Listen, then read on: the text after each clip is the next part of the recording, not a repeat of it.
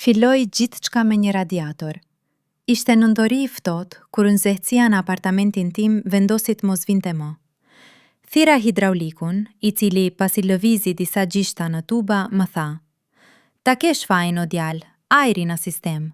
Duhet ta lëshosh me radiatori i katit të fundit. Ke komshi mbi ty?" Kisha. Një grua. E kisha parë her pas here në shkallë, me një palto të gjatë ngjyrë pluhuri dhe me flokë të mbledhur gjithmonë në një lloj topuzi të çregudh. Nuk i dija as emrin, thjesht ishte ajo një kat më lart. I rash ziles me një ndrojtje të çuditshme. Kur hapi derën, mbrapa saj, dhoma ishte e mbushur me një dritë perëndimi që bënte çdo gjë të dukej si një pikturë e vjetër. Ajo nuk foli shumë. Më tregoi me dorë vendin ku ishte radiatori në dhomën e ndenjës. Ndërsa unë vidhosja valvulën dhe uji i zi fërgliste në një gotë, ajo qëndronte pranë dritares. Hera e parë që e pash nga afër, pa atë shtresen e distancës së shkallëve. Kishte një mënyrë të veçantë për të mbajtur duart, të kryqëzuara para saj sikur po mbronte diçka. Ajo nuk më ofroi kafe, më ofroi vetëm një gotë ujë, duke thënë: "Ke nevojë?" Pas gjithë atij avulli. U ula në divanin e saj për të pirë ujin. Ishte divani më i butë që kisha ndjerë ndonjëherë. Ajo u ul në një koltuk përballë meje. Ishte veshur me një fustan të gjatë pambuku. Nuk mbante brek.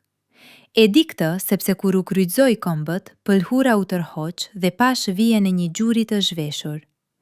Por nuk ishte kjo gjoja që më prishi veglën. Ishte heshtja. Një heshtje që nuk ishte e zbrazët, por e mbushur plot me atë dritën portokalli dhe erën e një qiri të fikur diku. Ajo tha: "Radiatori yt po flet, dëgjo." Unë dëgjova, dhe pash që ajo kishte të drejtë. Tubat bënin një zhurmë të çuditshme, një lloj rënkimi të butë, si një pëshpritje që kalonte nëpër beton. Ishte tingulli i ujit që qarkullonte, por në atë dhomë dukej si frymarrja e vetë ndërtesës. "E dëgjon?" vazhdoi ajo, pa më lëshuar nga sytë. "Ati poshtë në bodrum, kaldaja po digjet. Po ngroh ujin që do të vi tek unë dhe pastaj tek ti. Jemi të lidhur nga kjo gjë, nga ky qarkullim." Ishte një deklaratë thjesht fizike, por tinglonte si një sekret. Unë u ngrita për t'u larguar, por para se të shkoja, ajo më zuri për dore. Jo fort, mjaftueshëm sa për të ndier nxehtësinë e saj. "Herën tjetër mos prit të prishet radiatori, e ja të pish ujë." U largova dhe gjithë natën, në shtrat, dëgjova zhurmën e tubave që qarkullonin në ndyshemen time. Por tani, ajo zhurmë kishte marrë formë. Nuk ishte më avull, ishte ritmi i gjakut të saj që ngjitej lart. Javët në vijim ishin një lojë e heshtur. Kisha mësuar rutinën e saj. Në orën 8 të mbrëmjes, ajo ndiste dritën në dhomën e ndenjës. Drita ime ishte pikërisht poshtë. Njëherë, ndërsa po lecoja, pash një njol lagështie në tavan, pikërisht mbi shtratin tim. Ngjita përsëri. Këtë herë, ajo ishte me një këmishë të madhe të bardhë këmbëzbathur. Më tregoi banjën. "Dushim po rjedh," tha. "Më duhet të shqetësoj gjithmonë për ujin." Ulur në buzë të vaskës së saj, ndërsa unë vidhosja një copë litari në rubinet, ajo fliste. Por fjalët e saj nuk kishin lidhje. Fliste për qytetin, për zogt që vinin në balkon, për erën që i lëkunde perdet. Dhe unë, me kokën ulur, kapej duke e parë atë në pasqyrën e banjës. Ajo nuk më shikonte mua në pasqyrë, shikonte duart e mia, lëvizjen e gishtave rreth metalit. Më pas, ajo tha diçka që ma çau mendjen. "E di pse më pëlqen kur vjen? Sepse ti i rregullon gjërat. Ti i bën ato të rrjedhin përsëri. Pa ty, gjithçka këtu do t'ishte e thatë." Ajo e tha këtë me një zë aq të natyrshëm sa unë pothuajse nuk e kuptova. Por kur u ktheva në shtëpi, kuptova se radiatorët e mi po fërgonin më fort se kur. Ajo nuk po fliste për tubat, por vegla ime e vërtet nuk ishte fizike. Ishte aftësia ime për të parë gjërat siç janë. Deri atëherë, unë isha një njeri i thjeshtë. Shija një tavan, shija një dysheme, shija një grua në shkallë. Pas asaj nate, fillova të shija shtresat. Një mbrëmje, ajo më thiri se kishte probleme me dritën në korridor. Kur shkova, korridori ishte në errësirë. Ajo qëndronte në prag të derës së dhomës së saj, me dritën nga brenda që krijonte një siluet. Më tha të kontrolloja qelsin.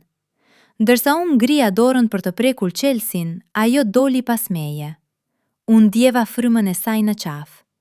Një frymë ngrohtë që më ngjiti qimet e krave. A e sheh? Pëshpëriti. Nuk ka rrymë, nuk kalon asgjë, por unë ndjeva që kalonte.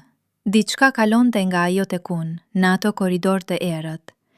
Ishte si një rrymë elektrike që nuk ndriçonte jambat, po ndriçonte gjërat brenda meje. Ajo qëndroi aty, aq afër sa pash konturin e shpatulleve të saj në errësirë, dhe kuptova se kjo nuk ishte më një histori hidrauliku. Kjo ishte një histori tjetër. Herën tjetër që shkova, ishte fundjava. Ajo më kishte lënë një mesazh në nder, një cop letër e palosur ku shkruhej: kam bler një jamb të re, nuk di si ta mbledh. Kur shkova, jamba ishte në tavolinë, por ajo nuk ishte aty. Ishte në dhomën tjetër, duke thënë se po vishej. Unë qëndrova në dhomën e ndenjës, duke mbajtur jambën në duar. Ishte një jambë e çuditshme, me një abazur prej letre dhe një trup druri. Kur fillova ta montoj, dëgjova zhurmën e saj nga dhoma tjetër. Zhurmën e pëlurës që rreshqiste, të një sirtari që hapej dhe mbyllej. Çdo tingull ishte një vizatim në mendjen time. Kur doli, ishte e veshur me një fustan mëndafshi ngjyrë hiri. Ai fustan nuk ishte për të pritur komshin që të montonte një jamb. Ishte një fustan për netët e gjata vere, për takime në taraca. Ajo u ul pranë meje në divan, aq afër sa mëndafshi i saj preku dorën time, ndërsa unë vidhosja një bulon. Më thuaj diçka, tha ajo duke e kthyer kokën nga unë. Ti je gjithmonë duke u fokusuar te gjërat, te vidhat, te bulonat, te uji. Por unë dua të di se çfarë sheh ti kur nuk po rregullon asgjë. Unë ngrita syt nga jamba dhe i pash sytë e saj.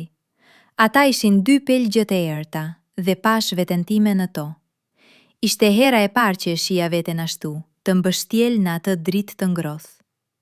Unë shoh një grua që më ka prishur veglën, i thash pa e menduar.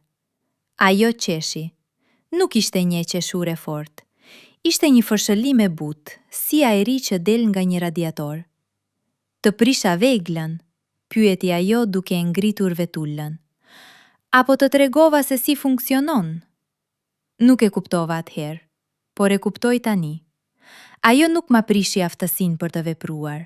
Ajo ma prishi iluzionin se unë veproj vetëm. Ajo ma tregoj qarkun, se gjithçka që bëja, nga rregullimi i një rubineti deri te çdo lëvizje që bëja në shtratin tim natën, ishte pjesë e një sistemi më të madh, një qarku që fillonte dhe mbaronte tek ajo. Ajo u ngrit, shkoi në kuzhinë dhe më solli ujë. Ashtu si herën e parë, por këtë herë, ndërsa ma zgjati gotën, gishtat tan u takuan.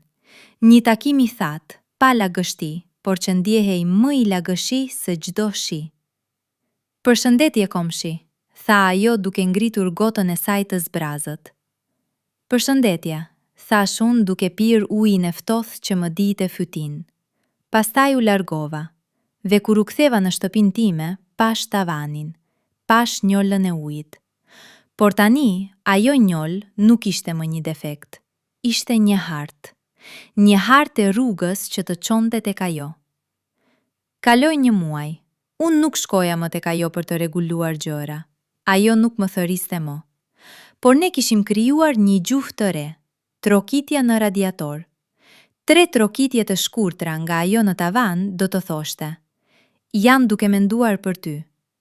2 trokitje të gjata nga unë në tubin e ngrojes do të thoshte: edhe unë. Mbrëm, ndërsa isha duke fjetur, u zgjova nga një tingull. Ishte zhurma e ujit që kalonte nëpër tuba, më e fortë se zakonisht, por mbi atë zhurmë dëgjova trokitjen e saj. Ishte një ritëm i çuditshëm, jo si zakonisht, ishte një melodi. Unë ngrita dhe vesha këpucët, shkova te dera, dola në shkallë dhe unë gjita një katë më lartë. Hapa derën pa trokitur. Ajo qëndronte në mes të dhomës së ndenjës me atë fustanin e hirt. Radiatorët ishin të nxehtë, aq sa dhoma ishte përvëluese. Ajo nuk tha asgjë. Thjesht zgjati dorën dhe më tërhoqi nga krau. Unë u përpoqa të thosja diçka, por ajo vuri gishtin mbi buzët e mia. Mos fol, tha ajo. Dëgjo. Dhe unë dëgjova. Dëgjova ujin që qarkulonte në përmure, duke krijuar një zhurmë të thellë, si një baticë. Dëgjova zemrën time që rrihte në ritëm me atë baticë. Dhe kuptova se ajo nuk ma kishte prishur veglën, ma kishte akorduar. Si një instrument që përpara se të takosh mjeshtrin e tij, nuk dihej se mund të bënte tinguj kaq të përsosur. Ajo më tërhoqi më afër, aq sa koka ime pushoi mbi supin e saj. Fustani i hirt ishte i butë, i lagësht nga nxehtësia e radiatorit. Unë djeja eshtrat e saj, strukturën në pëlhur. Ishte vegla më e përsosur që kisha prekur ndonjëherë, sepse nuk ishte bërë prej metali apo druri, por prej ajri dhe heshtjeje. Ajo po shpëriti në veshin tim. Tani e di sekretin. Nuk është uji që na lidh, është zjarri që e ngroh ujin. Pastaj më liroj. U kthye nga dritarja dhe hapi dritaren për të lënë të hynte ajri i natës. Unë qëndrova aty, duke e parë, duke ditur se nuk do të prekja kur një rubinet apo një jamb në atë shtëpi pa e kujtuar atë natë. Ajo ma kishte ndryshuar mënyrën se si i shija gjërat.